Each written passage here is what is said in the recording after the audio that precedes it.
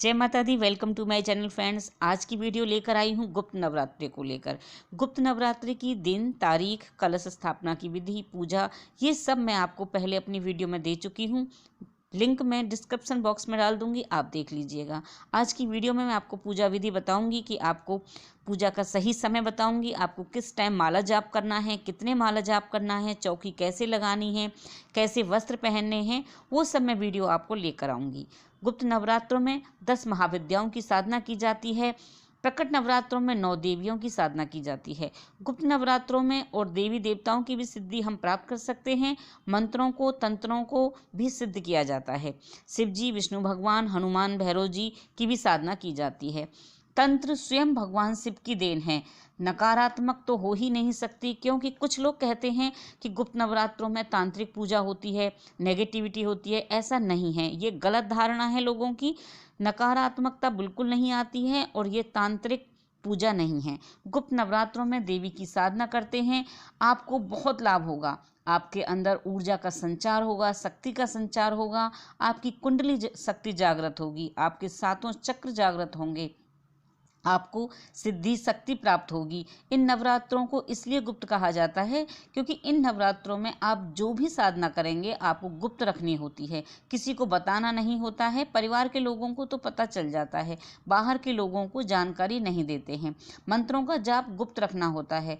गुप्त नवरात्रों की डेट मैं अपने चैनल पर डाल चुकी हूँ, आप ज़रूर एक बार देख लीजिएगा, क्योंकि फिर इस बार ना 2 नवरात्रे हैं।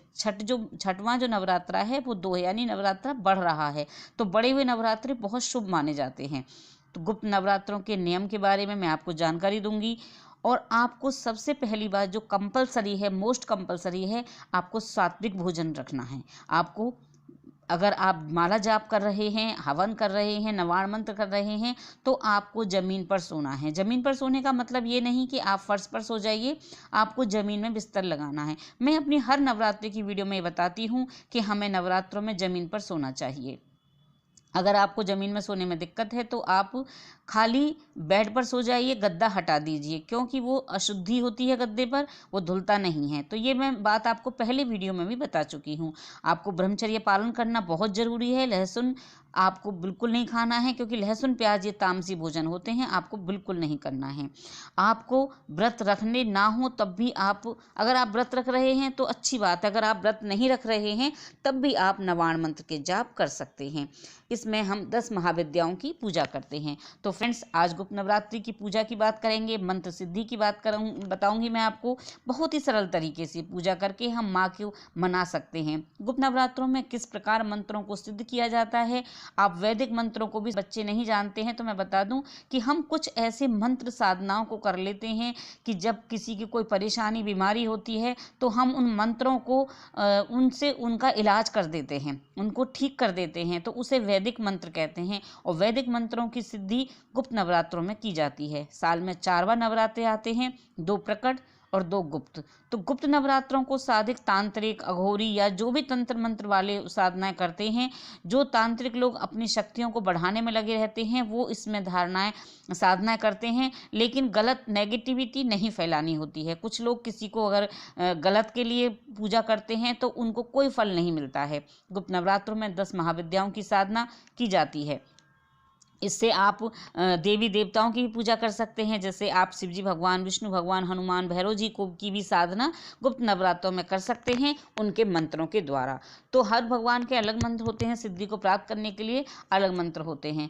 लेकिन आपको ये चीज़ भी बहुत ध्यान रखनी है, अगर आप मंत्र जाप कर रहे हैं गुप्त नवरात्रों में या व्रत रख रहे हैं तो आपको बाहर का भोजन बिल्कुल भी नहीं करना चाहिए। गुप्त नवरात्रों में आपको अपने विचारों पर, अपने कर्मों पर संयम रखना है। घर में कलेश से बिल्कुल बचना है, आपको घर में भी कलेश नहीं करना है और आपको कम बोलना है। अगर आप मौन रहेंगे, कम बात करेंगे तो किसी की निंदा नहीं करेंगे, बुराई भलाई में नहीं रहेंगे और आपको अपने व्रत का, अपने जाप का पूरा फल मिलेगा। प्रातःकाल आपको ब्रह्म मुहूर्त में उठना है। ऐसा नहीं कि आप साधना कर रहे हैं, आपको नवरात्रों में पूजा करनी है, मंत्र के जाप कर रहे हैं तो आप 9 बजे 10 बजे सोकर उठ रहे हैं, ऐसा नहीं करना है। आपको 5 बजे तक उठ जाना है, उसके बाद आपको स्नान करके साधना पर बैठ जाना है। कम से कम 1 या 2 माला तो आपको रोज करनी है, सुबह शाम, रात को, सूर्यास्त होने से पहले और सूर्य उदय से, मतलब सूर्य उदय हो रहा है ना, उससे पहले आप माला जाप कर लीजिए। शाम को सूर्यास्त हो रहा है तो उसके बाद कर लीजिए। नवाण मंत्र का जाप आप सूर्य उदय से पहले और सूर्यास्त के बाद कर सकते हैं। गुप्त नवरात्रों में साधनाएं जो होती हैं वो विशेष रूप से रात में की जाती हैं, क्योंकि इसका प्रभाव रात्रि काल में अधिक होता है। ब्रह्मांड की जितनी भी शक्तियाँ हैं वो रात्रि काल में ज़्यादा सक्रिय रहती हैं।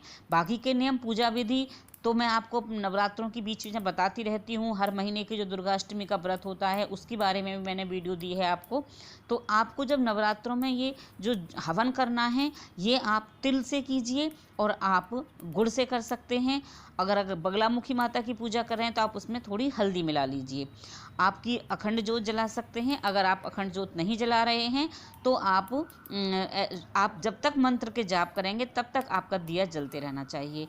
आप तेल का दिया जला सकते हैं, आप घी का दिया भी जला सकते हैं, ये आपकी मर्जी है। माता रानी की बहुत बड़ी प्रसन्नता आपको मिलेगी अगर आप अपने इस तरह से विधि विधान से पूजा करते हैं। अपने सामर्थ्य के अनुसार आप भोग प्रसाद जरूर अर्पण करिएगा। लौंग, इलायची, बतासे, 5 प्रकार की मिठाइयाँ, नारियल, चुनरी, मीठा पान, शहद, खीर, पंचमेवा, दही बड़े, मिश्री, पुए, ये सब आप 9 दिनों की माता को भोग लगा सकते हैं। तो ये माता के भोग होते हैं और आप इनमें कन्याओं को भी दीजिए उसमें से थोड़ा सा भोग, और आप स्वयं भी ग्रहण कर सकते हैं। कच्चा दूध, मीठा पान और बर्फ़ी, ये भोग आप माँ को रोज़ दें। कच्चा दूध 1 गिलास में लगा दीजिए और मीठा पान और दूध की बर्फ़ी माता 10 माँ विद्याओं और 9 देवियों को मीठा पान, कच्चा दूध और बर्फ़ी, ये भोग बहुत ही ज़रूरी है। इसमें आप लौंग ज़रूर रखेंगे। चौकी पर लाल कपड़ा बिछाएं, माँ की फ़ोटो या मूर्ति रखें। देख सकते हैं आप वीडियो में कि किस तरह से मैंने चौकी लगाई हुई है। तो ये सही नवरात्रियों में पूजा चौकी लगाने की विधि है। चौकी पर लाल कपड़ा बिछाएंगे, माँ की फ़ोटो, मूर्ति रखेंगे, श्रृंगार देंगे माँ को और पंचोपचार पूजा करेंगे। गणेश जी की, शिव जी की, हनुमान जी की और भैरव जी की, पितृदेवताओं की पूजा करेंगे। धरती माता की पूजा करेंगे, जिससे कि हमारी पूजा में कोई भी विघ्न बाधा ना आए। जिस मंत्र का जाप करना है उसका संकल्प रुद्राक्ष की माला से कर सकते हैं आप, काले हकीक की माला से कर सकते हैं, कमलगट्टे की माला से कर सकते हैं। आप 9 दिन तक अनुष्ठान में हैं, इसलिए जो भी खाओगे सबसे पहले आप माँ को भोग लगाओगे। आप माता को भोग लगा दीजिए, फिर प्रसाद में आप वो खा लीजिए। जैसे आपने व्रत रखे हैं तो फलाहार का भोग लगाइए, आपने व्रत नहीं रखे हैं तो आप जो भी खाना बनाएं शुद्ध और सात्विक बनाना है, आपको सात्विक भोजन का भोग लगाइए, फिर आप वो भी खाइए। और आपको जब 9 दिन तक आप जाप कर लेंगे तो फिर 9वें दिन आपको हवन करना है, 108 आपको आहुति लगानी है, उसके बाद ही आपको कन्या जिमानी है, कन्याओं का भोग लगाना है, माता को भोग लगाना है, तभी आपका व्रत संपूर्ण होगा। तो इस तरह से मैं आपको गुप्त नवरात्रि की पूरी जानकारी देती रहती हूँ, पूजा विधि बताती रहती हूँ।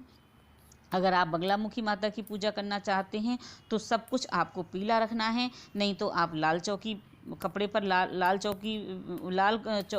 चौकी पर लाल कपड़ा बिछाइए और फिर लाल माता को फूल चढ़ाइए, गुड़हल का फूल, गुलाब का फूल चढ़ाइए, लाल चूड़ी चढ़ाइए। माँ को श्रृंगार जरूर देना है आपको। जो आप ये नारियल रखेंगे, आपको इस नारियल को तोड़ लेना है और इसका जल अपने घर में छिड़किए, फिर प्रसाद रूप में सबको बांट दीजिए। जो श्रृंगार आप माता को चढ़ाएंगे वो श्रृंगार आप स्वयं प्रसाद रूप में ग्रहण कर लीजिए। जैसे कि चूड़ियाँ हैं, बिंदी है, मेहंदी, जो भी आप माता को चढ़ाते हैं वो सब श्रृंगार आप स्वयं यूज कर सकते हैं और आप प्रसाद रूप में किसी को बांट भी सकते हैं। जो आपकी पूजा की जो ये भभूत होती है, यानी जो हम हवन करते हैं, ये ठंडी हो जाती है, इसको आप छान लीजिए और ये एक भभूत बन जाती है। जो किसी को बीमारी है, परेशानी है, कष्ट है, बच्चा डरता है, तो वो आप उसको लगा दीजिए और थोड़ी सी पुड़िया बांधकर आप उसके मैट्रेस के नीचे भी रख सकते हैं। आप गमलों में डाल दीजिए, घर में थोड़ा सा छिड़क दीजिए, नेगेटिविटी दूर होती है। तो आप इसको अगर प्रवाहित करना चाहें तो प्रभावित भी कर सकते हैं, नहीं तो आप कहीं ज़मीन में दबा भी सकते हैं। जिस फूल माला जितने भी होते हैं, या पार्क में दबा दीजिए, गमले में दबा दीजिए, ऐसे भी कर सकते हैं। डेली जो भी प्रसाद चढ़ाएंगे आप, बतासे, फल, ये आप 8 साल की कन्याओं तक को दीजिए। 8 या 9 साल तक की कन्याओं को ही देने का विधान है। तो उससे ऊपर की कन्याओं को ये सब आपको प्रसाद नहीं देना होता है। ये मैं आपको पहले भी वीडियो में बता चुकी हूँ। लौंग का जोड़ा आपको रोज़ माता को चढ़ाना है। अगर आप व्रत नहीं रख रहे हैं तो इस तरह से रोज़ प्रसाद में आप सब्जी, पूड़ी, उड़द दाल के पुए, हलवा, जो पीला भोजन भी बना सकते हैं। इस तरह से माँ को रोज़ थाली में भोग लगाइए, फिर आप उसको ग्रहण कर लीजिए। आपको अगर व्रत रखते हैं तो आप फलाहार का ही भोग लगाएंगे और आप एक समय व्रत का नमक भी खा सकते हैं। वीडियो हेल्पफुल लगे तो लाइक कीजिएगा। चैनल पर पहली बार आए हैं तो चैनल को सब्सक्राइब कीजिएगा। टिल देन बाय बाय, जय माता दी, बम बम भोले।